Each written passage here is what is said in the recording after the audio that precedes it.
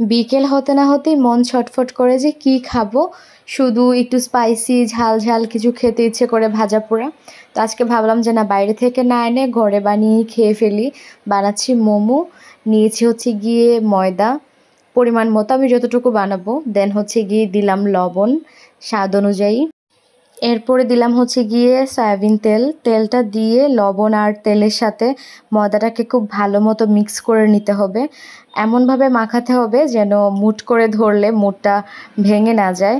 এখানে মাখাটা কিন্তু খুব ইম্পর্ট্যান্ট। আমরা যখনই হচ্ছে গিয়ে মোমো বানাবো, একটা পারফেক্ট ডো তৈরি করাটা খুব ইম্পর্ট্যান্ট।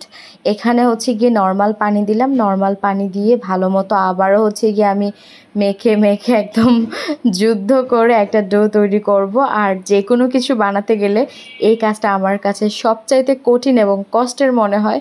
কিন্তু কি আর করা যাবে, ভালো কিছু খেতে চাইলে একটু কষ্ট তো করাই লাগবে। এই বলে মনকে সান্ত্বনা দেওয়া। উপরে একটু তেল মাখিয়ে দিয়ে তারপর হচ্ছে গিয়ে ডোটা আমি রেস্টে রেখে দিব।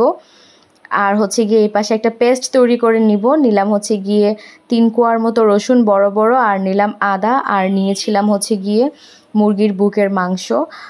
নিয়ে তারপরে ভালো মতো একসাথে সব কিছু পেস্ট করে নিলাম। খুব সুন্দর একটা স্মেল আসছে। এবার দিয়ে দিলাম বেশ কিছু হচ্ছে গিয়ে পেঁয়াজ কুচি, ধনিয়া পাতা কুচি, কাঁচামরিচ কুচি, ঝাল যেরকম যে খেতে পছন্দ করে, আমি একটু বেশিই খাই। আর দিয়ে দিলাম হচ্ছে গিয়ে গাজর কুচি। গাজরটাকে আমি গ্রেট করে নিয়েছি, গ্রেটার দিয়ে দিলাম স্বাদ মতো লবণ। আর এখানে একদম গরম গরম তেল, একদম তেলটাকে আমি ফুটিয়ে এনেছি। এবার ফোটানো তেলটা ঢেলে দিলাম। দেন হচ্ছে গিয়ে আমি একটা চামিচ দিয়ে খুব ভালো মতো মিক্স করে নিব। চামিচ দিয়ে মিক্স করতে করতে মনে হলো যে না, এইসব বিদেশি কায়দা ছাড়ি, দেশি কায়দায় আসি। আমি হাত দিয়ে ভালো মতো চটকে চটকে মেখে নিলাম। মাখিয়ে নেওয়ার পরে খুব সুন্দর একটা থিকনেস আসছে। সব উপকরণ একসাথে মিক্স হয়েছে। তো এই যে মাখানো হয়ে গেছে। এবার হচ্ছে গিয়ে যে ডোটা রেখেছিলাম ময়দার, একটুখানি রেস্টে রাখাতে খুব সফট হয়ে গেছে, অনেকটাই সফট হয়ে গেছে। এবার আরও একটু ভালো মতো মুথে নিয়ে আমি এখানে ছোট ছোট করে লেচি কেটে নিচ্ছি, দেখতেই পাচ্ছেন। তারপর হচ্ছে গিয়ে এক একটা লেচি নিলাম, নিয়ে আমি জাস্ট আমরা যেরকম করে লুচি বানাই সেম এইটুকুই আমি সাইজ রেখে এখানে আমি লুচি বানাচ্ছি এক একটা করে, যেরকম করে আমরা লুচি বানাই। তো এখানে খুব সুন্দর মতো একদম গোল গোল করে চেষ্টা করছি বানানোর জন্য, তাহলে মোমোর শেপটা অনেক সুন্দর হবে। লুচি বানানোর কাজ কমপ্লিট। এবার হচ্ছে গিয়ে আমি এটার মধ্যে ওই যে মিক্স করে রেখেছিলাম মাংসটাকে, ওইটা আমি দিয়ে দিলাম। 1 চামচ পরিমাণ দিলাম। খুব বেশি দিলে হবে কি যে আমি এই যে ভালো মতো খেয়াল করুন এই জায়গাটা, এখানে আমি একটা শাড়ির কুচির মতো করে, আমরা যেরকম শাড়ি পরি ওরকম করে কুচির মতো করে দিয়ে দিয়ে ভাঁজ দিচ্ছি। বেশি করে দিলে ভাঁজটা দেওয়া যাবে না। আর হ্যাঁ, মোমো বানাতে গিয়ে সবচেয়ে কষ্টের কাজ হচ্ছে গিয়ে এই শেপ দেওয়া, অনেকে মনে করেন, কিন্তু সত্যি কথা বলতে একদমই ইজি।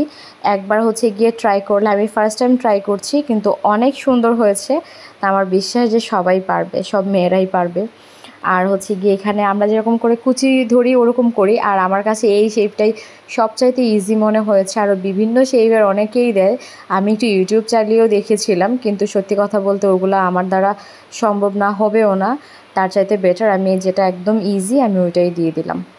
দেন হচ্ছে গিয়ে এভাবে আমি এক একটা মোমো তৈরি করে নিলাম। টানটানান, দেখতেই পাচ্ছেন কি সুন্দর মতো হয়ে গেছে সবগুলো।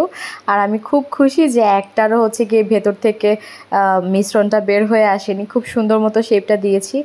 এবার জাস্ট ভাপিয়ে নিয়েছি, আমরা যেরকম করে ভাপা পিঠা খাই বা যে কোনো সেদ্ধ পিঠা আমরা ভাপিয়ে নিই স্ট্রেনারে দিয়ে, বা হচ্ছে গিয়ে এমনিতেও গ্রামীণ পদ্ধতিতেও ভাতের হাঁড়ির উপরে দিয়ে সুন্দর মতো ভাপিয়ে নিলে রেডি হয়ে যাবে। আর টমেটো সসটাও আমি বাসায় তৈরি করেছিলাম, দেখতে যতটা ডেলিশিয়াস হয়েছে খেতেও সেম।